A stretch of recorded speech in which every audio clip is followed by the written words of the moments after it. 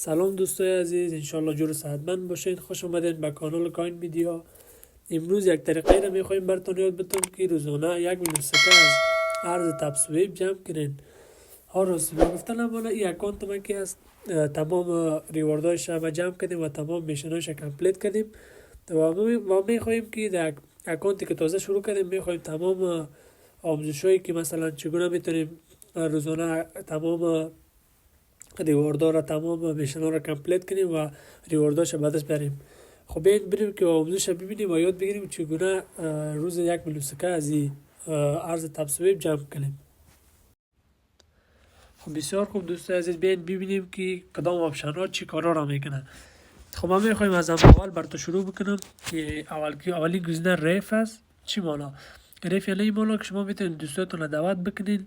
اینجا ببینین نوشته است ریفرالز، از این لینک کپی میکنین و با دوستاتون شیر میکنین و پاداش دریافت میکنین. اینجا ببینین که نوشته است 83، یعنی هر دوست یک دعوت بکنین و شما 83 سکه میته و بیشتر که دعوت کرده برین اینجا تا 2000 سکه را بر تو روزانه میته. خب بیاین برین طرف تاسک.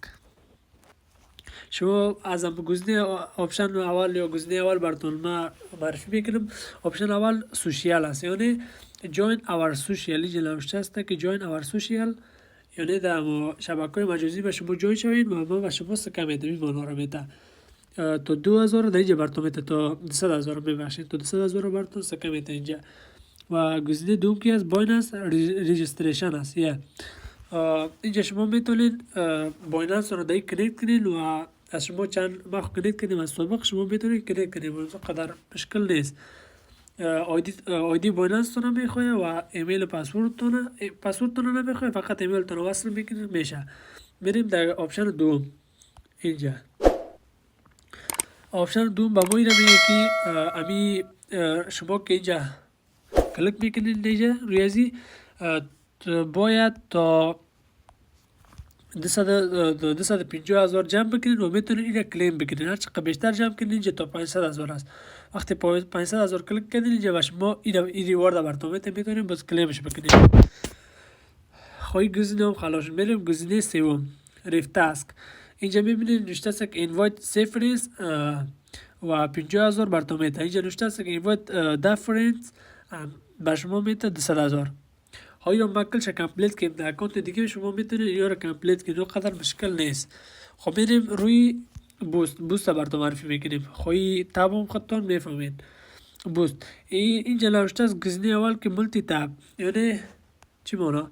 مولتی تابی مانا که امی اول که شما یک اکانت جور میکنید، شما یک کلیک میکنید یک سکه جمع میشه. وقتی ایرا که اپگرید میتین یعنی لیول چک اپ میکنی، از من ببینید لیولم 14 است و میخواه که لیول ما 15 شوه.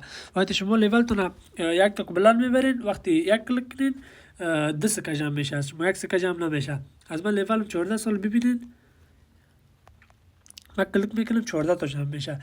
اگر من لیول چا بلند میکنم اپ بکنم ببینید لیول چا اپ کردم، حالا من کلیک بکنم از 15 تا میشه. دیدید؟ خب این گزینه رو فهمیدین. انرژی لیمیت چی مانا؟ یعنی وقتی که انرژی شما انرژی لیمیت شما تازه که اکانت شروع میکنید شاید 500 باشه یا 1000 باشه یا 2000 باشه. فعلا از من لیولش 13 است، یعنی وقتی که آف میباشم یعنی تا 1400,000 دلار با ما 1400,000 جمع میکنم من. وقتی که ما آف میباشم یعنی چی مانا؟ یعنی که خواهی گزینه دیگه است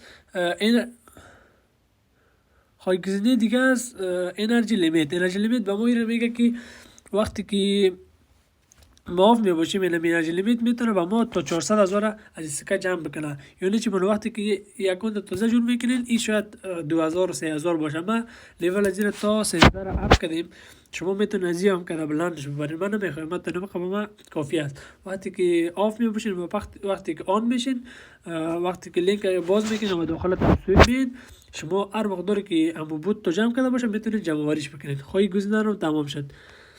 گزینه سوم مکس است که ریچارجینگ اسپید است. اینجا شما میبینید که من کلیک میکنم پس